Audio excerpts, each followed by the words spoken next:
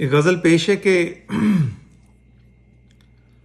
जान इस दिल नूं फुੱਲ दी पत्ती या एक हौला कख। जान इस दिल नूं फुੱਲ दी पत्ती या एक हौला कख, तांगा एनू अपने नाजुक पैरां थल्ले रख। ते क्यों नहीं बारी खुलदी जेड़ी तार मुकद्दर देवे, क्यों नहीं बारी खुलदी जेड़ी तार मुकद्दर देवे।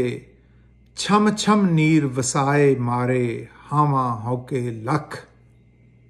शेर अर्ज कीता है कि भुल जांदा ए नरम मुलायम रेशम वर्गा पिंडा।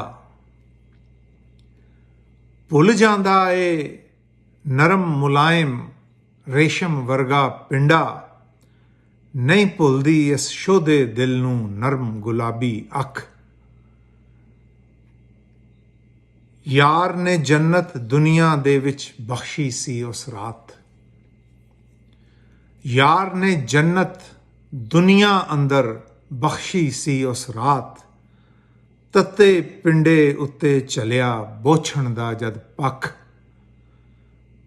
ते बींतों लैके छिल्लड़ तक ने वक्खो वख स्वाद।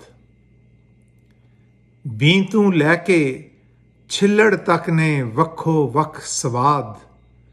मेवे सोल जवानी आले हौली हौली चख।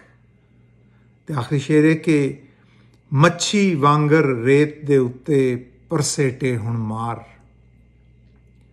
मच्छी वांगर रेत दे उत्ते परसेटे हुण मार। जान के की मामूद फहीमा ओनू की तो वख।